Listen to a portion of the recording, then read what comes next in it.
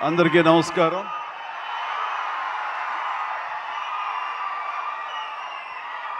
మా అభిమానుల్లో ఆనాటి నుంచి ఈనాటి వరకు క్రమశిక్షణ ఏమీ మారలేదు. అదే క్రమశిక్షణ, అదే ఉత్సాహం.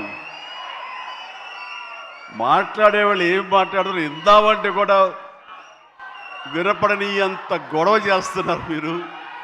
మీ ఉత్సాహానికి, మీ ప్రోత్సాహానికి మరొకసారి అందరికీ పేరు పేరున నా అభిమానులకు నేను స్వాగతం పలుకుతూ, మీ ఉత్సాహం మమ్మల్ని ఇంత వాణి చేసింది, మా రామ్ చరణ్ ఇంత వాణి చేసింది. సో ముఖ్యంగా మీ అందరికీ నా స్వాగతం పలుకుతూ, ఈ రోజున ఇక్కడికి నేను ఒక అతిథిగా వచ్చిన, ముఖ్యంగా ఒక సీనియర్ నటుడిగా, ఈ సినిమా మీద ప్యాషన్ ఉన్నటువంటి ఒక వ్యక్తిగా, ఈ రోజున ఈ సినిమా ఇంత పెద్ద హిట్ చేసినందుకు ప్రతి ఒక్కరికి యూనిట్తో పాటు నేను కూడా ధన్యవాదాలు తెలియజెప్పాలని వచ్చాను. ఇలాంటి సినిమాలు రావాలి, పరిశ్రమ సుభిక్షంగా ఉండాలి, కళకళలాడుతూ ఉండాలి. దానికోసం ఈ సినిమాని ఇంత పెద్ద హిట్ చేసినటువంటి ఈ సినిమా ఇంత విజయం సాధించినందుకు దోహదపడినటువంటి ప్రతి ఒక్కరికి నేను కూడా బాధ్యతగా నా హృదయపూర్వక ధన్యవాదాలు చెప్పుకోవాల్సిన సమయం ఇది. అండ్ ఈ రోజున ముఖ్యంగా చెప్పాల్సి వస్తే, నేను ఈ సినిమా చూసినప్పుడు ఒక భావోద్వేగానికి లోనయ్యాను. చాలా అరుదైన సినిమాలు కొన్ని ఆ రకమైన ఫీలింగ్ని ఇస్తాయి. ఆ సినిమాలో నేను ఒక క్యారెక్టర్ని, ఒక ట్రైబల్స్ యొక్క జీవన విధానాన్ని, వాళ్ళ ఆవేదాన్ని, వాళ్ళ బాధని, వాళ్ళ పోరాటాన్ని ఇన్ని చూడగలిగానే తప్ప ఏదో సినిమా బాగా చేశారు, బాగా యాక్ట్ చేశారు, అద్భుతంగా చిత్రీకరించారు డైరెక్టరు, ప్రొడ్యూసర్ బాగా రిచ్గా చేశారు అనే భావం పోయింది. కేవలం ఒక ట్రాన్స్లోకి వెళ్ళినటువంటి భావం కలిగింది. ఎన్నో చోట్ల నేను కూడా క్యారెక్టర్తో పాటు క్యారీ ఆన్ అయిపోయి ఒక ఉద్వేగానికి లోనయ్యాను. వాళ్ళతో క్యారెక్టర్తో పాటు నేను ఆ బాధను అనుభవించాను. వాళ్ళ పోరాటంలో నేను ఒకనయ్యి ఈ సినిమాలో ట్రావెల్ చేశాను చూస్తున్నంతసేపు. అంటే ఇంత పవర్ఫుల్ సబ్జెక్ట్, ఇంత ఎమోషనల్ సబ్జెక్ట్, ఇంత మోటివేషనల్ సబ్జెక్ట్, ఇంత ఇంటెన్సిటీ ఉన్న సబ్జెక్ట్ని ఎన్నుకొని దాన్ని చరణ్కి తను న్యాయం చేస్తాడని నమ్మినటువంటి వ్యక్తిగా, డైరెక్టర్గా మొట్టమొదటిగా నేను బుచ్చిబాబుని మనస్ఫూర్తిగా సభాముఖంగా నేను నా హృదయపూర్వక అభినందనలు తెలియజేస్తున్నాను. ముఖ్యంగా గాడ్ బ్లెస్. తను విలేజ్లో పెరిగిన వ్యక్తి, విలేజ్లో వాళ్ళ మనస్తత్వాలు తెలిసిన మనిషి. అందుకని ఈ కథ ఒక మట్టి కథ, మట్టి మనుషుల కథ. వాళ్ళ యొక్క ఎమోషన్, భావోద్వేగాలని తను పూర్తిగా నమ్మి అవపోసన పట్టిన వాడు కాబట్టి దాన్ని ఇంత అత్యద్భుతంగా ఈ తెర మీదకి ఎక్కించగలిగాడు, మనల్ని ఇన్వాల్వ్ చేయగలిగాడు. అందులో నాలాంటి వాడు సైతం సినిమాని డిసెక్ట్ చేస్తూ చూస్తుంటారే ఆ భావం పోయింది. సినిమాలు ఇన్వాల్వ్ అయిపోయాను అనమాట. దానికి ప్రధానంగా దీన్ని ఆ ట్రావెల్ చేయడానికి దోహదపడడానికి ఒక గట్స్ కావాలి, ఒక కన్విక్షన్ కావాలి. దానికోసం మన అన్ని రకాలుగా ఈ సినిమాకి న్యాయం చేస్తున్న కథకుడుగా అవని, డైరెక్టర్గా కానీ బుచ్చిబాబు 100% న్యాయం చేశాడు. అండ్ ఇలాంటి బుచ్చిబాబు లాంటి శిష్యుల్ని చేరదీసి వాళ్ళలో ఉండేటటువంటి టాలెంట్ని సానబట్టి ఈ సానా బుచ్చిబాబుని మన అందరికీ గిఫ్ట్గా వదిలిన మా సుకుమార్ మాస్టర్ గారిని మనస్ఫూర్తిగా నేను అభినందించకుండా ఉండలేకపోతున్నాను. నిజంగా ఇలాంటి మట్టిలో మాణిక్యాల్ని వెలికి తీసేటువంటి ఒక దార్శనికుడు, ఒక ఫ్యూచర్లో ఇలాంటి వాళ్ళు ఇండస్ట్రీకి రావాలి అంటూ అలాంటి వాళ్ళకి అవకాశం కల్పించేటువంటి సుకుమార్ని నేను ఈ సందర్భంగా మనస్ఫూర్తిగా నేను అభినందించాల్సింది ఉంది. Thank you Sukumar. అలాంటి శిష్యులు మాకు అప్పగా ఇండస్ట్రీకి అవసరం. అండ్ ఇక ఈ సినిమాలో ప్రధానంగా ఇలాంటి సినిమాలు చిత్రీకరించాలంటే కనుక ఎంత డబ్బు అవుతుంది, ఏంటి బడ్జెట్ ఎంత, ఏంటి, దేనికి నెరవకుండా ఒక సినిమా తీయాలి. రామ్ చరణ్ నాకు చేస్తాను, నన్ను ప్రొడ్యూసర్ చేస్తాను, ప్రొడ్యూసర్గా నాకు సినిమాలు ఇస్తానని ఆయన రంగస్థలం టైంలో మాట ఇచ్చాడు సార్. దాన్ని నిలబెట్టుకుంటూ మళ్ళీ నాకు ఈ అవకాశం కల్పించాడు. కాబట్టి రామ్ చరణ్ గారు నా మీద పెట్టుకున్న నమ్మకానికి నేను దీన్ని ఎంతైనా సరే డైరెక్టర్ యొక్క విజన్ మేరకు దీన్ని నేను ప్రేక్షకుల యొక్క దీన్ని మనల్ని పొందేందుకుగా నేను సర్వశక్తులు వడ్డీ నేను మొత్తం ధారపోసి సినిమాను అత్యద్భుతంగా తీస్తానని ఆ గట్స్ ఉన్నటువంటి నిర్మాత సతీష్ కిల్లారు, ఆయనకి మనస్ఫూర్తిగా నేను అభినందించాలి. ఎందుకంటే దీంట్లో ఎన్నో కష్టాలు వస్తాయి, ఎన్నో బాధలు వస్తాయి. ఫైనాన్షియల్గా వయబుల్ అవ్వచ్చు, కాకపోవచ్చు, డబ్బులు మిగలచ్చు, మిగలకపోవచ్చు, లాభాలు రావచ్చు, రాకపోవచ్చు, ఏమి కాదు. ఒక అత్యద్భుత కథ. ఈ కథకి నిర్మాత అనిపించుకోవడం అంటే నాకు కావాల్సింది ఏముంది అంటూ ఆయన ఈ కథను నమ్మారు. అంత మంచి పేరు వచ్చింది దీనికి. కాబట్టి ఈ సందర్భంగా దీని వెనకాల వెన్నుదన్నుగా నిలబడ్డటువంటి కిలార్ సతీష్ గారికి కూడా నా అభినందన తెలియజేస్తున్నాను. ఇక రామ్ చరణ్ మిగతా విషయాలు మాట్లాడకుండా రామ్ గురించి మాట్లాడాల్సి వస్తే ఎవరికైనా ఏమనిపిస్తుందంటే బిడ్డ గురించి మాట్లాడుతుంటే అది ఆయుక్షీణం అంటారు. బిడ్డ గురించి మాట్లాడమంటే కనుక నా గురించి నేను మాట్లాడినట్లుగా ఉంటుంది అనుకుంటారు. అవన్నీ పక్కన పెడితే ఒక తోటి నటుడుగా ఈ ఇండస్ట్రీలో ఒక సీనియర్ యాక్టర్గా ఇలాంటి ఇంటెన్సిటీ, ఇలాంటి ఇన్వాల్వ్మెంట్ తోటి, ఇంత హై యాక్షన్ తోటి, డ్యాన్సులతోటి, ఎమోషనల్ సీన్స్ తోటి అన్ని రకాలుగా, అంటే ఒక ఆర్టిస్ట్కి ఎన్ని రకాల కోణాలు ఉండాలి, అన్ని కోణాలను పరిపక్వత సాధించి దాన్ని 100% బియాండ్ 100% తెర మీద చూపించేటువంటి చరణ్ నేను మనస్ఫూర్తిగా అభినందిస్తున్నాను. ఒక తండ్రిగా గర్వపడుతున్నాను. రంగస్థలం, మన సుకుమార్ గారి సినిమా రంగస్థలంలో వావ్ ఎంత బాగా చేశాడు, ఎంత అద్భుతంగా చేశాడు అని అనుకున్నాం. కానీ అలాంటి రంగస్థలాలు రావాలంటే మళ్ళీ ఎన్నేళ్ళు పడుతుందో ఏమో తెలియదు. ఎందుకంటే ఇవన్నీ కూడా అప్పుడప్పుడు తారసపడే గొప్ప అవకాశాలు ఒక ఆర్టిస్ట్కి పెర్ఫామ్ చేయాలనుకునే వాళ్ళకి. మిగతావన్నీ కమర్షియల్గా వస్తుంటాయి, మనం అందులో రాణిస్తాం, మెప్పిస్తుంటాం, డబ్బులు వస్తుంటాయి, అన్నీ వస్తుంటాయి. కానీ ఆర్టిస్ట్గా చిరస్థాయిగా నిలబడే సినిమాలు కొన్నే ఉంటాయి. అందులో రాజమౌళి సినిమా మగధీర కానివ్వండి, ఆర్ఆర్ సినిమాలు కానివ్వండి, సుకుమార్ రంగస్థలం కానివ్వండి, ఇంత త్వరగా ఒక 3-4 ఇయర్స్ గ్యాప్లో మళ్ళీ ఇలాంటి లాంటి సినిమా వస్తుందని నేను ఊహించలేదు. రియల్లీ ఆ రకంగా చరణ్ చాలా అదృష్టవంతుడు ఈ క్యారెక్టర్ రావటానికి. ఈ క్యారెక్టర్లో నేను చూస్తుంటే కాసేపు చరణ్ సినిమా అని కూర్చోనే తప్ప నేను కానీ వాళ్ళ మమ్మీ కానీ థియేటర్లో చరణ్ మాకు కనిపించలా, పెద్దే కనపడుతూ వచ్చాడు, పెద్దే ఆల్రిస్తూ వచ్చాడు. సో ఇది చాలా రేరుగా ఉంటుంది. సినిమా అలా కట్టిపడేయటం, క్యారెక్టర్లో కట్టిపడేయటం అంటే కనుక తను ఆ క్యారెక్టర్ని అవపోసన పట్టాడు, దాన్ని పూర్తిగా దాన్ని నమ్మాడు. ఆ క్యారెక్టర్ డైరెక్టర్కి ఏం కావాలో అది డెలివరీ చేయాలన్నాడు. ఒకే ఒక సంకల్పంతో ఉండకపోతే, అంత కఠోరంగా దాన్ని నమ్మి వెళ్ళకపోతే అతను ఖచ్చితంగా ఇందులో ఇంత సక్సెస్ అయ్యేవాడు కాదు. ఇంతమంది చేత ఇలా శభాష్ అనిపించుకునేవాడు కాదు. చెప్పాలంటే ఈ సినిమా చరణ్ మనల్ని సంతోషపెట్టాడు, మన చేత ఆనందంగా గెంతులు వేయించాడు, మన చేత బాధ పెట్టాడు, ఆ బాధకు మనం లోనయ్యేలా చేశాడు, ఆఖరికి విజయం సాధించాడు.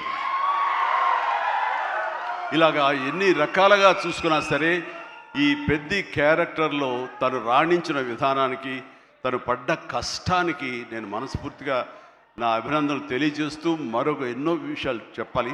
అందులో మరొక విషయం ఏంటంటే ఆర్టిస్టులు అనేవాళ్ళు వాళ్ళ క్యారెక్టర్లో ఎమోషన్ వాళ్ళు ఓన్ చేసుకుని ఫీల్ అవ్వాలి తప్ప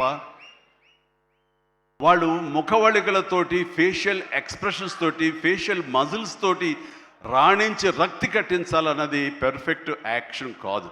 చాలామంది గొప్ప యాక్టర్లు ఉంటారు, వాళ్ళందరూ కూడా వాళ్ళు తెర మీద బాధపడుతూ మనల్ని బాధ పెడతారు. కానీ లోపల ఉన్న ఫీల్ని వాళ్ళు ఫీల్ అవుతూ తన మనసు లోపల అంతర్గతంగా ఏమి ఫీల్ అవుతాడో దాన్ని కళ్ళ ద్వారా మాత్రమే చూపిస్తూ మనల్ని కంటదరి పెట్టించే విధంగా చేశాడే, అది పరిపూర్ణమైనటువంటి నటన, పరిపక్వత ఉన్నటువంటి నటన. ఈ రోజున రామ్ చరణ్లో పరిపూర్ణత, పరిపక్వతను నేను 100% నేను సాటిస్ఫై అయ్యే విధంగా చేయగలిగాడు. మీరందరూ కూడా ఆశీస్సులు అందించే విధంగా, దాన్ని ఆమోదించే విధంగా ఈ రోజున తెర మీదకి కనిపించిందంటే కనుక అది దాన్ని మనస్ఫూర్తిగా ప్రతి ఒక్కళ్ళం అభినందించాల్సినటువంటి ఇది. ఇక సినిమాని మనసుతోటి ఎలా ఫీల్ అయ్యి చేశాడో అది అలా ఎగ్జిబిట్ అయింది కాబట్టి మన మనసును తాకాడు. అది పక్కన పెడితే ఏ రకంగా బాడీ ట్రాన్స్ఫార్మ్ అయ్యాడు. ఒక్క నిమిషం ఆగండి, మీరు బాధ్యతగా వినండి. నేను చెప్పే విషయాలు మీ అందరిని కూడా మోటివేట్ చేసే విషయాలు, అందుకనే మీరు క్రమశిక్షణతో ఉండండి. Thank you very much. Please ఒక నిమిషం. మీరు ప్రతి వాళ్ళకి ఒక ధ్యేయం ఉండాలి. ఆ ధ్యేయంని మనం ఓన్ చేసుకోవాలి. ఆ గోల్ వైపు వెళ్ళేందుకు ఫిజికల్ కష్టాన్ని సరే ఎలా పడాలంటాలో ఈ రోజున ఒక స్టార్ కొడుకు గోల్డెన్ స్పూన్తో పుట్టాడు. చరణ్కి అవసరం లేదు. డైరెక్టర్ ఏం చెప్పాడు అది మెకానికల్గా చేసి వెళ్ళిపోతే ఇదే సినిమా ఇదే హిట్ అవుతుంది, ఇంతే అవుతుందేమో తెలియదు, కానీ దాన్ని మించి అయ్యింది. బియాండ్ 100% అయింది అంటే కనుక చరణ్ వన్ మ్యాన్ షో అంటున్నాడు. అన్న మీరందరి చేత నేషనల్ అవార్డు వస్తుంది. నేషనల్ అవార్డు విన్నింగ్ పెర్ఫార్మెన్స్ అంటున్నారంటే అవార్డు రానివ్వండి రాకపోనివ్వండి అది పెద్ద సమస్య కాదు. ఈ రోజున రంగస్థలాన్ని కూడా రావాలని నాతో సుకుమార్ గారు ఎన్నోసార్లు అన్నారు. ఇది అవార్డు విన్నింగ్ పెర్ఫార్మెన్స్ అని అంత బాగా చేశాడు మన చరణ్ అంటే అవార్డు రావాల్సిన అవసరం లేదు. అవార్డు రావడానికి ఎన్నో దారులు ఉంటాయి, రావచ్చు రాకపోవచ్చు. బట్ ప్రజల మనుషుల్లో ఇంత అత్యుత్తమ నటన ఇచ్చాడు అన్నారే, దాని మించిన అవార్డు ఇంకోటి ఉండదు అనేది నేను ప్రగాఢంగా నమ్మిన విషయం. కాబట్టి చరణ్ వాళ్ళందరూ ఒక way of expression award winning performance అంటుంటే కనుక థ్యాంక్ యూ సో మచ్ అనుకోవాలి. కానీ ఈ సినిమాలో తన బాడీగా ట్రాన్స్ఫార్మ్ అయ్యింది. నేను ఎవ్రీ డే ఇంట్లో చూసేవాడిని. ఎర్లీ మార్నింగ్ లెగిచి ఎక్సర్సైజ్ చేసి క్రమం తప్పకుండా ఎక్సర్సైజ్ చేసి మళ్ళీ పగలంతా ఇక్కడ యాక్షన్ సీక్వెన్స్లో పాల్గొని అలిసిపోయి ఇంటికి వచ్చి స్నానం చేయకుండా మొహం కడుక్కుని ఒక సూప్ తాగి కొంచెం ఎనర్జీ గెయిన్ అయిన తర్వాత మళ్ళీ 9 to 10 ఈవినింగ్ మళ్ళీ ఎక్సర్సైజ్ చేసేవాడు. నేను అన్నాను అవసరమా ఇది ఇలా చేస్తున్నాడు వీడు, అవసరమా అంటే లేదు రేపు మార్నింగ్ మళ్ళీ ఫ్రెష్గా ఉండాలి, బాడీ లేకపోతే సహకరించదు, రేపు పొద్దున మళ్ళీ యాక్షన్ సీక్వెన్స్లు ఉన్నాయి, ఈ రెజ్లింగ్ ఉంది నాకు అది ఇది అంటే చెప్తుంటే కనుక వాళ్ళ అమ్మ చాలా బాధపడిపోతుంటుంది. కానీ నాకైతే మాత్రం శబాష్ కష్టాన్ని నమ్ముకున్నాడు, నాకేంట్లే అనే ధోరణిలో లేడు.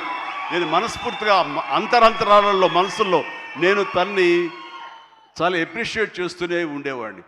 ఒకరోజు సడన్గా ఫోన్ కాల్ వచ్చింది. బాబుకి చరణ్కి ఒక దెబ్బ తగిలింది సార్, గబుని హాస్పిటల్కి తీసుకెళ్ళి అనగానే ఎలా ఉంటుంది, ఏం దెబ్బ తగిలింది, ఎంత తగిలింది, ఎంత ఇదేంటి ఈ యాక్షన్ సీక్వెన్స్ అంటున్నాడు మాకు తెలుసు అనేసరికి ఏంటి ఏం దెబ్బ తగిలింది సార్ మీకు ఫోటో పంపిస్తానని ఫోటో పంపించారు. ఫుల్ ఈ కన్ను కన్నంత ఎర్రగా అయిపోయి కిందంతా రక్తధారతో వస్తే ఆ స్టిల్ చూసిన తర్వాత కన్నుకి ఏమైనా అయిందా, కన్నే పోయిందా అనే భావంతో కంగారు పడిపోయాం.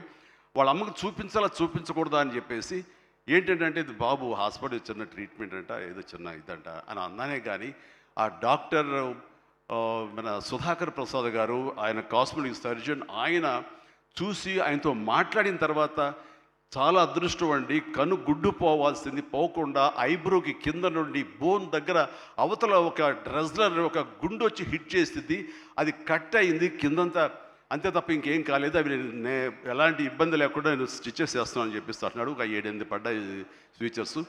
ఆ తర్వాత అన్న తర్వాత ఒక సై ఆఫ్ రిలీఫ్ అమ్మాయి అప్పుడు చెప్పిన వాళ్ళ అమ్మకి పెద్ద ప్రమాదం ఏం కాదని చెప్పేసి. సో అలాంటివి ఉన్నప్పుడు అంత కష్టం తీసుకుంటున్నప్పుడు నేను బాధపడే కంటే కూడా సంతోషపడ్డాను ఎస్ అని. ఇలాగా ఇది జరుగుతున్నప్పుడు నాకు ఒక పాత ఇన్సిడెంట్ ఒకటి గుర్తుకొచ్చింది. గూండా సినిమా అది 1983 ఎండ్లో అనుకుంటా, బహుశా నాకు ఇంకా అప్పుడు చరణ్ పుట్టలేదు, మరి కడుపులో పడ్డాడేమో తెలియదు నాకు, ఆ సినిమా టైమింగ్ అది తెలీదు. ఆ సినిమాలో ఒక ట్రైన్ కింద నేను హ్యాంగ్ అవుతూ ఆ రాడ్డు పట్టుకుని క్రాల్ అవుతూ పాకుతూ వెళుతూ ఉంటే రన్నింగ్ ట్రైన్లో ఒక 30-35 కిలోమీటర్ స్పీడ్లో వెళ్తుంటే కెమెరాలు 4 పక్కల ఫిక్స్ చేసేసారు. అలా చేసుకుంటూ వెళ్ళిన తర్వాత అక్కడ మా నాన్నగారు ఉన్నారు. ఆయన అప్పుడప్పుడు నా షూటింగ్స్కి వస్తుండేవారు రాజమండ్రి అటు వెళ్ళినప్పుడు. ఆయన చూసిన తర్వాత ఎందుకో కడుతారు, డూపో లోపల పడుకుంటాడేమో అనుకుంటే నేనే పడుకునేసరికి నాన్న కంగారు పడ్డారు.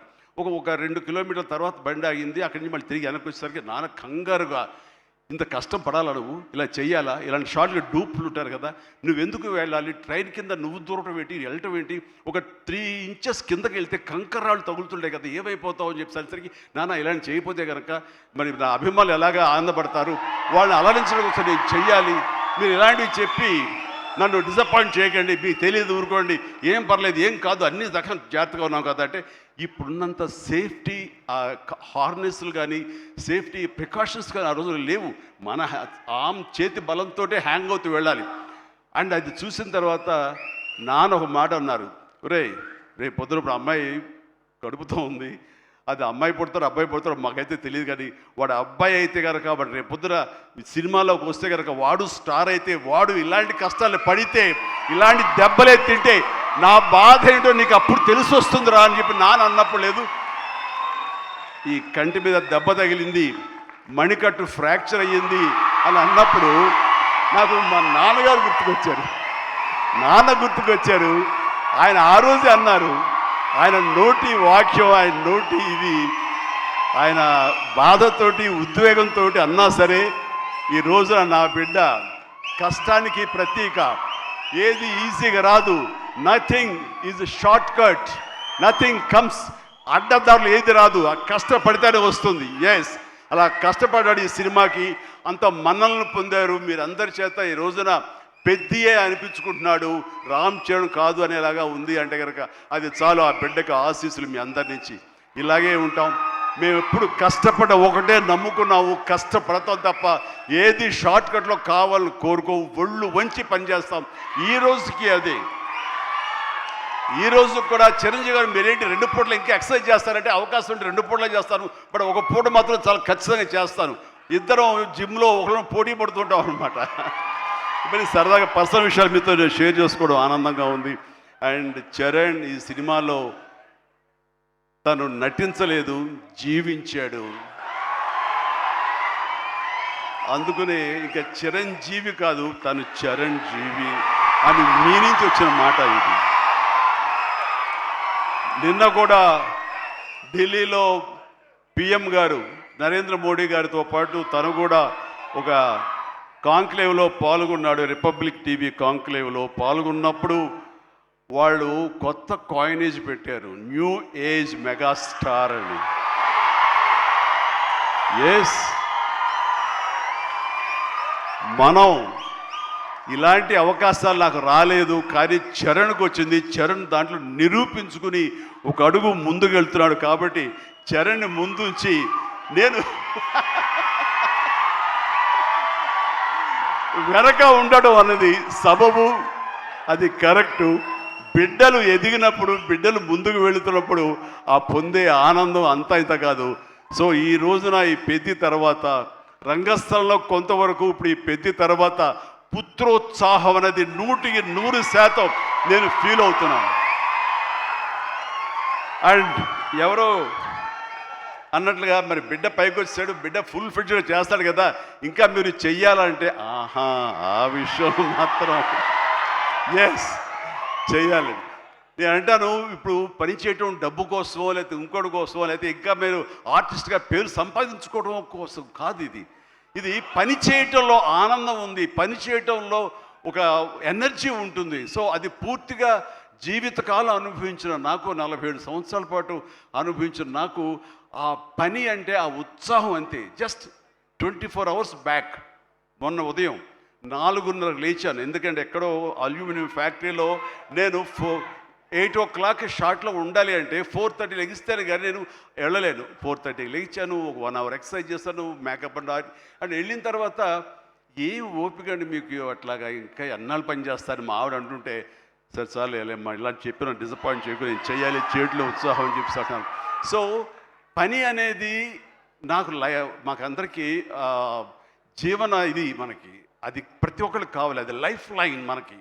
సో పని చేసే విధంగా ఉండాలి. సోంబేరితనం కానీ, చూద్దాంలని పోస్ట్పోన్మెంట్లు కానీ, ప్రొకాస్టినేషన్స్ కానీ, ఇవన్నీ కూడా మా దగ్గరికి, మా ఇంట్లోకి రావు, మా గుమ్మంలోకి రావు, మా యొక్క కాంపౌండ్లోకి రావు. అందుకనే అదే కష్టాన్ని తను నమ్ముకున్నాడు, అదే కష్టాన్ని నేను నమ్ముకున్నాను. మా కష్టానికి ప్రతిఫలంగా మమ్మల్ని ఎక్కడో మీ గుండెలు ఎక్కడో పెట్టారు.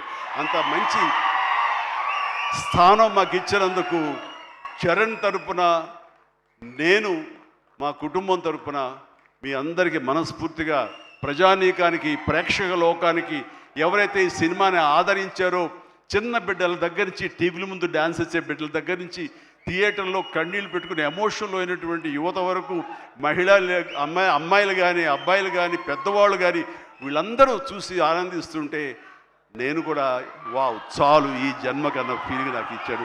Thank you Charan, love you రా, లవ్ యూ మై గాడ్. ఇక ఈ సినిమాలో ప్రత్యేకంగా చెప్పాల్సింది నెక్స్ట్ జగపతి బాబు గారు. జగపతి బాబు గారు ఆంగికం, ఆహార్యం టోటల్గా మారిపోయింది. అసలు జగపతి బాబు అనే ఆ వాయిస్ వినేంతవరకు నాకు తెలియదు. ఈ సినిమాలో ఒక ఆయువు పట్టులాగా ఉండి, ఒక సోల్ ఆఫ్ ద ఫిలిం అని చేసి తను పెర్ఫార్మెన్స్ తోటి ఆ సినిమా హీరోని, ఎవరైతే పెద్దని మోటివేట్ చేసే విధంగా ఆ క్యారెక్టర్ కన్సీవ్ చేయటం కానీ, ఆ క్యారెక్టర్ని తీర్చిదిద్దిన తీరు కానీ చాలా అద్భుతం. అలాగే ఒక హుందాతనంతో శివరాజ్ కుమార్ ఎందుకు పెట్టారా, ఏముంటుందో అనుకుంటే కనుక, చరణ్ లాంటి ఆర్టిస్ట్ని మీద అజమాయిషీ చేసేవాడు ఎవరైనా ఉండాలి అంటే వాడికి ఒక స్టామినా ఉండాలి, ఒక స్ట్రెంగ్త్ ఉండాలి, ఒక ఇమేజ్ ఉండాలి. అందుకనే శివరాజ్ కుమార్ నాకు సోదరుడు సమానం. తను తీసుకుని ఈ సినిమాలో హుందాతనంతో తను డిగ్నిఫైడ్గా తను చేసి ఈ క్యారెక్టర్కు నిండుదనం తీసుకొచ్చాడు. అలాగే తన అందచందాలతో ఆనాడు మా శ్రీదేవి తనయ జాహ్నవి కపూర్ తన అందాలతోటి, సాంగ్స్ తోటి అమ్మాయి అలరించింది. అండ్ దాని తర్వాత ప్రతి నటులకు పేరు పేరున నా హృదయపూర్వక అభినందనలు తెలియజేస్తున్నాను. తర్వాత ప్రధానంగా ఇక టెక్నీషియన్స్కి వస్తే కనుక రెహమాన్ గారికి ప్రథమ తాంబూలం ఇవ్వాలి. రెహమాన్ గారు ఈ సినిమా ఎలా ఒప్పుకున్నారు, ఏమిటి, ఎలా ఒప్పించాడు, నువ్వే భాషతో మాట్లాడేవని జోక్ చేస్తూ మాట్లాడుతున్నాం. కానీ ఒక మంచి కంటెంట్ ఉంటే కనుక ప్రాణం పెట్టి చేయాలనుకునే ప్రతి టెక్నీషియన్ దాన్ని ఓన్ చేసుకుంటాడు. ఆ రకంగా ఈ కథని పెద్దని ఓన్ చేసుకుని దానికి ప్రాణప్రతిష్ఠ చేసినటువంటి రెహమాన్, దాని సాంగ్స్ ఇచ్చి మేము అందరి చేత ఉత్సాహంగా కేరింతలు పెట్టే విధంగా, ఉత్సాహం డ్యాన్స్ ఇచ్చే విధంగా చేసినటువంటి రెహమాన్ గారికి కూడా సభాముఖంగా నా హృదయపూర్వక అభినందనలు తెలియజేస్తున్నాను. అండ్ ర్యాండీ రత్నవేలు గారు మాకు మన సినిమాలు పనిచేశారు, మా 150కి. అలాగే చరణ్తో కూడా కపుల్ ఆఫ్ మూవీస్ చేశారు. ఆయన టోటల్గా ఇంకొక పెద్ద లోకాన్ని చూపించాడు. ఆయన పెద్ద లోకాన్ని అంటే ఎక్కడ కూడా అది మన హైదరాబాద్ పరిసర ప్రాంతాల్లోనూ మహా అయితే కొంచెం శ్రీలంక దాకా వెళ్ళారు. శ్రీలంకలో తీసి ఎక్కడ చేశారు. కానీ అది టోటల్గా గతంలో ఎప్పుడు చూడని విజువల్స్, ఆ రకంగా విజువల్ వండర్ క్రియేట్ చేసిన రత్నవేలును కూడా మనస్ఫూర్తిగా నేను అభినందిస్తాను. అలాగే ఆర్ట్ డైరెక్టర్స్ కానివ్వండి, ప్రొడక్షన్ మన నూలి ఎడిటర్ నవీన్ నూలి గారు కానీ, ఇలా ప్రతి ఒక్కరు కూడా పూర్తిగా ఇన్వాల్వ్ అయ్యి వాళ్ళ శాఖలను న్యాయం చేస్తూ టోటల్గా కాంప్రహెన్సివ్గా ఈ సినిమాకి మరో లెవెల్కి వెళ్ళడానికి దోహదపడ్డారు. వీళ్ళందరికీ కూడా మనస్ఫూర్తిగా అభినందిస్తూ, సతీష్ గారు ఇలాంటి సినిమాలు మీరు చేయండి. అండ్ ఈ సినిమాలు డెఫినెట్గా ఆదరిస్తారు ఒక న్యూ వేవ్ థాట్ తోటి. అండ్ బుచ్చి మళ్ళీ ఒకసారి చెప్తున్నాను, ఇలాంటి అవకాశాలు, ఇలాంటి థాట్స్ వస్తే మాత్రం డెఫినెట్గా నువ్వు చేయాలి మీ గురువుగారి ఆశీస్సులతోటి. అండ్ మనస్ఫూర్తిగా అభినందిస్తూ నాకు ఈ అవకాశం ఇచ్చినందుకు thank you so much. Thank you and excellent. Bye everyone, good night and take care. జాగ్రత్తగా వెళ్ళండి. అమ్మా నాన్నలు మీకోసం ఎదురు చూస్తుంటారు. సంతోషంగా ఇంటికి వెళ్ళండి. Bye, good night. Thank you so much. Megastar Chiranjeevi గారికి ప్రత్యేకమైన కృతజ్ఞతలు.